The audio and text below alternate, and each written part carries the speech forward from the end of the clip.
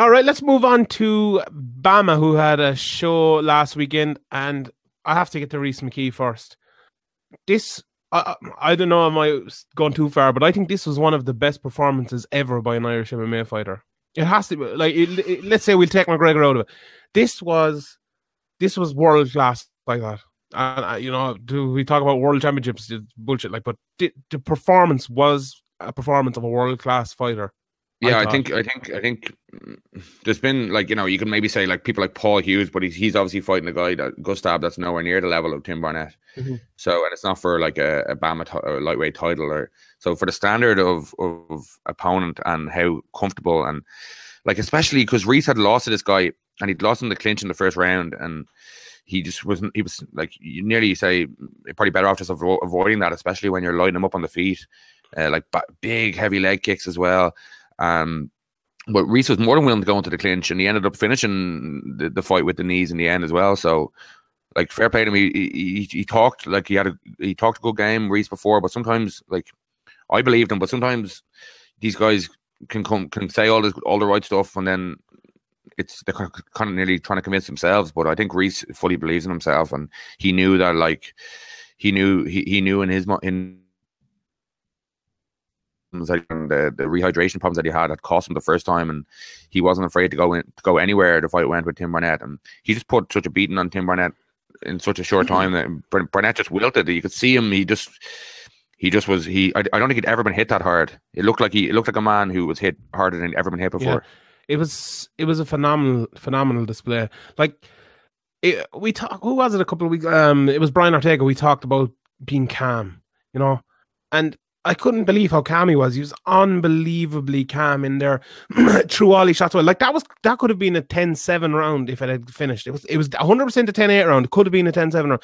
Like, he was doing things so well. Like, he was coming out, throwing his jab the whole time, throwing combos, uppercuts, everything you'd want to see.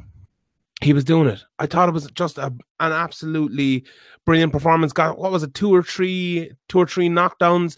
When it came near the end of the round, he looked clinical when Tim Barnett was hurt. Just an absolutely brilliant display defensively. Like, he hurt him from the very start as well. His eye was all reddened up at the first punch, I'd say, maybe 15 seconds into the fight. Just a really, really, really good display. Like, looking at that, a lot of people after are saying, is this the thing that's going to get Rhys McKee into the UFC? And I think it could. I think he's good enough right now to fight guys in the UFC.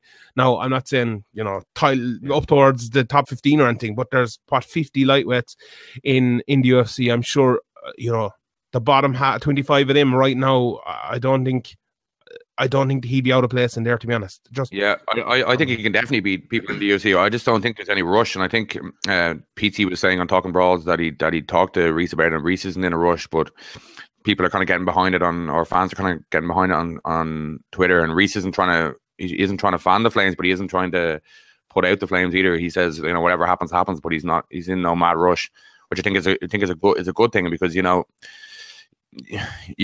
want to end, like we talked about it before, you don't want to go in there on like short notice or a bad style matchup and lose, and then your UFC career is on the line in the next fight, and it becomes harder to get back there. So there's no rush. He's 7-1-1 now. Like, that draw against Smullen, like, that was a great fight, and it kind of just shows what level Smullen's at as well. That he's able to hang and get the draw. Or, like, some people thought Rhys should have won, some people thought Smullen should have won.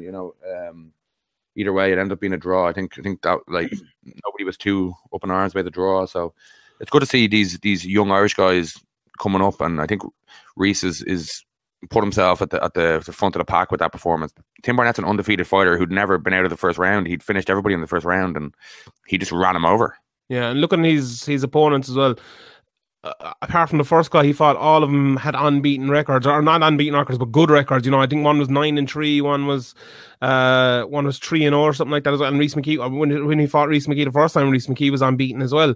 So absolutely phenomenal display. And another thing as well, I think it's good for MMA up north, because obviously we had Norman Park for years leading the way in the UFC and all, and he's obviously got cut by the UFC and he's still fighting well, and could definitely get back there. But they need someone to lift them up like this. Like Alan Philpott was very close to the UFC. There at one stage took a loss. Now I think he's over in Australia at the moment, getting back into it. But I think Rhys McKee's definitely leading the way here, and all those lads that I mentioned there are behind him. You know, and it's great to see for MMA up north. But even before that, he made his Rhys made his pro debut at Bama 22 against John Redmond, who's historically a middleweight, but fighting a welterweight on short notice. Rhys had no problem coming and taking that fight. But his two amateur fights before the end of his amateur career was there was a Battle Zone tournament back in 2015, and it was the best featherweights in Rhys was a featherweight at the time, the best featherweights in the country at amateur, and your boy Valdrum Lubishante of Team Sheehan, he took him out with a KO in the second round, and Lubishante had been running through people. He'd beaten Franz.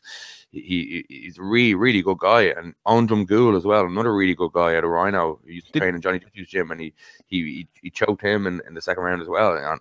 2 fights in one night. I think that was the real, when you really think, oh, this guy Rhys McKee is a serious prospect.